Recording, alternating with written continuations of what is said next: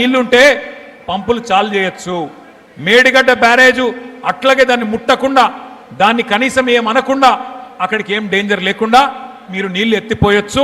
ఒకటేసారి అన్నారం, సుందిల్లా, మేడిగడ్డ దగ్గర ఉన్న 3 పంప్ హౌజులు ఒకటేసారి సైమల్టేనియస్గా అంటే సమాంతరంగా సమన్వయంతో నడిపితే బ్రహ్మాండంగా ఎల్లంపల్లికి ఎన్ని నీళ్లు కావాలంటే అన్ని నీళ్లు, రోజుకు 3 టీఎంసీల చొప్పున ఎన్ని నీళ్లు కావాలంటే అన్ని నీళ్లు ఎత్తిపోయవచ్చు అని నేను చెప్తలేను, రిటైర్డ్ ఇంజనీర్ల బృందం శ్యామ్ ప్రసాద్ రెడ్డి గారి బృందం చెప్తున్నది.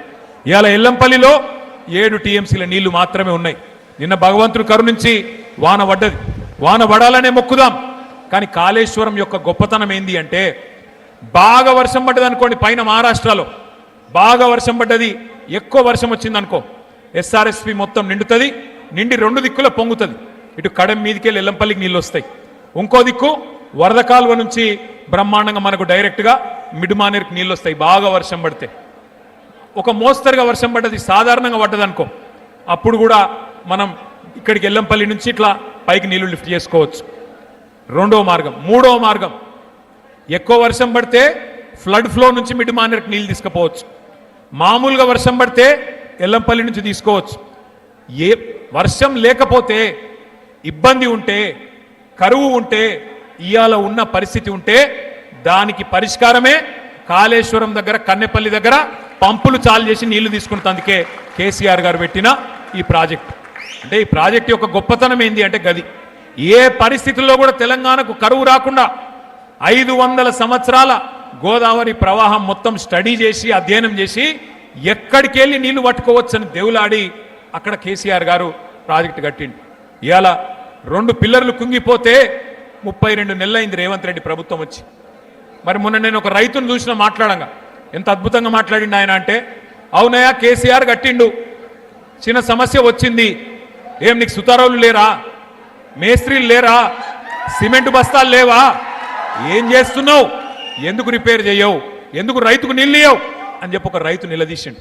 నిజంగా చెప్పాలంటే ముఖ్యమంత్రి మాట్లాడే ఫాల్తూ మాట 1,00,000 కోట్లు కొట్టుకుపోయినాయి అంటాడు. వాస్తవం ఏంది, 2 పిల్లర్లు కుంగినాయి. ఆ బ్లాక్ ఒక్కటి రిపేర్ చేస్తే కూడా మొత్తం మేడిగడ్డ బరాజ్కైన ఖర్చే 4,000 కోట్లు. ఆ బ్లాక్ 7 ఏదైతే రిపేర్ చేయాలనో అదొక్కటి రిపేర్ చేయాలంటే ఒక 400 కోట్లు కావాలి. ఆ 400 కోట్లు కూడా మన ప్రభుత్వ పైసలు అవసరం లేదు. ఎల్ఎన్టీ అనే కంపెనీ మేమే కడతాం, మేమే పెడతాం, మీ పైసనే వద్దు అని ఉత్తరం రాస్తే కూడా ఈ మూర్ఖపు ముఖ్యమంత్రి ఎక్కడ మళ్ళా నేను ఇన్ని రోజులు చేసిన ప్రచారం, రాహుల్ గాంధీని తీసుకొచ్చి చూపెట్టిన సినిమా నేను దొంగనని మళ్ళా దొరికిపోతా అని చెప్పి ఆ ఎల్ఎన్టీ కంపెనీని కూడా బెదిరి చెలగొట్టిండు తప్ప 32 నెలలే దాన్ని ముడతలేడు. ఇవాళ ఎందుకు వచ్చింది, కాంగ్రెస్ తెచ్చిన కరువు అని నేను ఎందుకంటున్నా, గోదావరిలో నీళ్లుండి ఎల్లంపల్లికి నీళ్లు దాసుకురాలని, నీళ్లు ఎత్తిపోయలేని అసమర్థ ప్రభుత్వం, కావాలని నీళ్ళు ఎత్తకుండా ఇలా రైతులను సతాయిస్తున్న మూర్ఖపు ప్రభుత్వం ఉన్నది. కాబట్టే ఇది కాలం తెచ్చిన కరువు కాదు, కాంగ్రెస్ తెచ్చిన కరువు అని చెప్పి నేను అంటా ఉన్నా. అర్థం చేసుకోమని చెప్పి నేను కోరుతా ఉన్నా. నీళ్లు లేవంటాడు మొదలు. కన్నెపల్లి దగ్గర నీళ్ళు ఎక్కడున్నాయి అంటే మేము అందరం పోయినాం. నేను, ప్రశాంత్ రెడ్డి గారు, జీవన్ రెడ్డి గారు, మా ఈశ్వరన్న, మొత్తం అందరం ఎమ్మెల్యేలు, కోవ లక్ష్మక్క, అందరం కలిసి, మా జోగు రామన్న, అందరం కలిసి పోయినాం. పోయి చూపెట్టినాం, నీళ్లు లేవా, ఇక్కడ కనబడతలేవా, రోజుకు 9 టీఎంసీల నీళ్లు కిందికి పోతా ఉన్నాయి, రోజుకు 3 ఎత్తిపోయొచ్చు పైకి, ఎందుకు ఎత్తుతలేవు, కింద మీ గురువు గారు చంద్రబాబు ఎత్తుతుండు కదా, నీకేం పుట్టింది రోగం అంటే లేదు, ఉలుకు లేదు. ఒక రోజేమో నీళ్లు లేవంటాడు, 2వ రోజేమో ఇంకో కథ పెట్టిండు. వాడెవడో చెప్పిండు ఎన్డీఎస్సీ అని చెప్పిండు, వాడు చెప్పిండు నేను ఎత్తిపోయా అంటాడు. నేను అది కూడా అడిగిన, ఇప్పుడు ఎన్డీఎస్సీ ఎక్కడన్నా చెప్పిందా కన్నెపల్లి కాడ నీళ్లు తీసుకోవద్దని చెప్పిందా? పైన అన్నారం మంచిగానే ఉంది, సుందిల్ల మంచిగానే ఉంది, నీ ప్రభుత్వం వచ్చినాకనే అక్కడ గ్రౌటింగ్ వర్క్ కూడా చేసిండ్రు, 2 బ్యారేజీలు మంచిగానే ఉన్నాయని ఇంజనీర్లు చెప్తున్నారు.